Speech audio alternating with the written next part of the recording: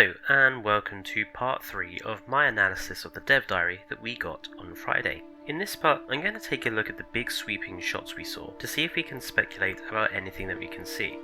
But before we get into that, please remember to like and subscribe. I've noticed that our likes only tend to be around 1/4 of our watches, and don't forget that likes really help our videos when it comes to the YouTube algorithm, so if we can get as many likes as possible, that would really help us out here at Tricor. So, let's get started with those big sweeping shots and get our CSI on.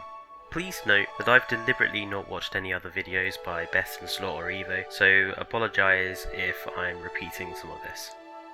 So the first thing to note in the first sweeping shot is down in the bottom left corner. These structures look very much like power plants to me. What I find interesting is that they seem to be relatively small rectangular buildings, if we guess where their concrete footing is. So this is quite a difference to even the size of the smallest power plants in the first game. I'd guess that they're about half the size of the small power plants in the first game. What's also interesting is that we don't have an enormous web of power pylons all over the park from what we can see there. There seems to be perhaps 1 or 2 lines, but that's about it. And that does lend the idea that power is going to work a little differently in the new game. Directly above the power plants is a structure that has some very close resemblance to the Science Center from the first game. It's got a curved roof structure and seems to have 2 distinctive sections to it. Given that the Innovation Center is coming back, the Science Center may be returning to fulfill a similar role or as a structure for a particular type of guest. We know we have the luxury, the adventures, the natures, the generalists, so the science structure, Science Center may be aimed at the perhaps luxury or the adventure guests perhaps. The next thing I want to look at is this central enclosure. There's a few things of note in here. Firstly, there's definitely some sort of quadruped hadrosaurid dinosaur inside. It's difficult to tell what it might be given the distance, but based on the size I would have to guess probably Edmontosaurus. As the head raises on this one to the right hand side, it doesn't seem to have any crests or anything, so I would guess Edmontosaurus. The other thing is this very noticeable ridge, which is around the water here. Now, this is very similar to what happens in Jurassic World Evolution 1 when you put down water on an uneven surface and it creates its own level to the water. So this would seem to suggest that the water is going to function exactly the same way and that the terrain system doesn't really seem to be much different either. That's all I can find in this first image. In general, I would like to say how nice the shot of this taiga forest is and how nice the trees and everything look. It's good to see something better than those really horrifically vibrant greens that Jurassic World Evolution 1 came with. And the mountains and the lake also gives a really nice backdrop to the scene. The next shot is this nice desert sandstorm scene. So again in the bottom we have another view of the power station a little closer up. This seems to be an even clearer show that the power stations are smaller.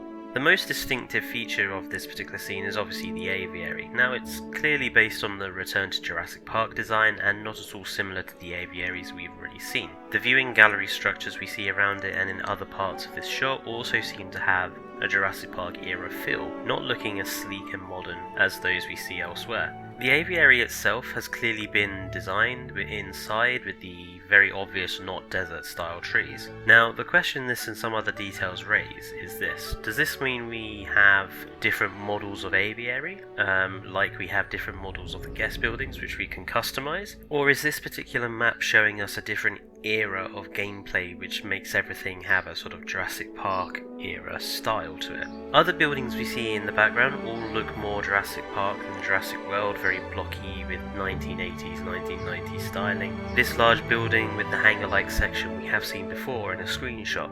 And the other buildings around all look very Jurassic Park-esque. So do we have era gameplay or will we just have different styles to pick from? Another thing that seems odd is that I can't see any obvious and noticeable pathing here. We can see people, but not the paths that they're on. Now, it could be that this sandstorm has covered up the path and something that will happen is that sand will cover path up. Or it could be that the path and surrounding environment looks very close to each other in terms of colour. The only other explanation is we have a path type which is just a dirt path, and I would personally love that idea. and more path colours and types in general, but it's not clear from here which one that is. The last thing to note here is the level of people still walking around regardless of the sandstorm. Sandstorms are not the sort of thing that you would generally suggest tourists visiting your place walk through. They're generally quite dangerous to human health, and so I'm going to assume from this the guests are going to be just as rock solid as they are in the first game, and not at risk of death or injury from substantial weather events. So this is probably the biggest shot and is full of the most details. I'm pretty certain that this shot is a different view of the same shot we saw at the very start. Now from this angle we can see the power plant structures again in the background, and slightly further back we see the same tiered structure, which I'm assuming is the hotel. Now there does seem to be at least 2 different sizes, which could indicate the hotels will now come in various sizes like the other guest buildings. If true, this is a big change for the better. The limitations in just one huge hotel type in Jurassic World Evolution 1 was an annoying bugbear of mine. I hope that hotels come with some basic facilities like bathrooms inside of them this time. Now the paddock in the front seems to be empty, but there are some objects inside that do look like some form of ceratopsian, maybe Chasmosaurus if you squint. Now these trees in the corner look hand-placed to me and look quite similar to the redwoods from Jurassic World Evolution 1. The fact they're of really obvious different colour to the surrounding environment as well suggests that they're probably the paleo trees for eating. The hatchery attached to this paddock looks pretty much identical to the Jurassic World Evolution 1 hatchery and looks a similar size as well. So it looks like the trick of producing dinosaurs and airlifting them to paddocks will be the best way of not wasting space having hatcheries everywhere. Let's get to the thing that everyone was excited about from this shot, the rather obvious lagoon in the back. So firstly, this is a clearly separate area of water to the water we see elsewhere on the map, and it also seems to have a very distinctive concrete foundation that we can see both around the waterline as a lip, but also exposed below the uneven terrain. Now the actual shape seems to be a perfect oval. In terms of how this might have been built, I can see several different methods. The first is like Zoo Tycoon, where you construct a shape using a fence tool, and once the area is completed, the inside dirt gets removed and replaced with the water for the lagoon. This would mean that we have complete control of the enclosure shape and size, maybe decorations, and would work fully with the free-form aquatic movement that we have been told the mosasaurs will have. The second is that given that it is a completely perfect oval, that the aquatic lagoon comes in a pre-formed shape like the old aviary did,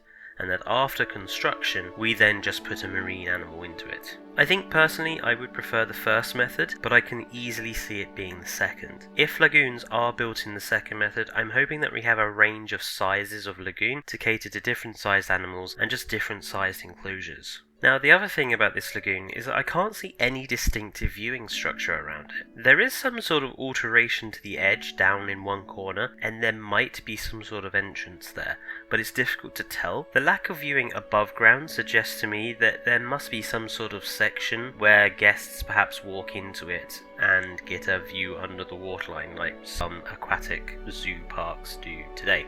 There also doesn't seem to be a distinctive feeding structure, so perhaps that's included as part of the preformed structure like the old aviary? I'm not sure. Again, all of this is pretty speculative. All we have is really just an oval shaped lagoon. So here's hoping that we get more news on the aquatic components to Jurassic World Evolution 2 soon. So what's my all-round conclusion about the whole dev diary? Altogether, I'm more positive about what we saw than I have been at any time since the announcement. There are still a lot of things that we need to see in action. The skin system for dinosaurs, for example, and more clarification on sort of decorations and things like that. We also still haven't seen anything really with the aquatics, so it would be nice to start getting more details about that, since I think it's the number one feature that everybody is wanting in this game and wanting more information on. I think this video was better than all the species reveals that we've had so far. I would almost go as far as to say I would rather we just didn't get species reveals whatsoever and just had these dev diaries more often and just looked for the dinosaurs in those dev diaries. So what did you think about the dev diary? Let me know in the comments, and let me know what you think about any of the speculations that I've mentioned in this video. Don't forget to like the video, and also if you're new here, subscribe for more from Triple Gaming and more from Jurassic World Evolution 2 as we get more news. I'll see you guys in the next video. Goodbye.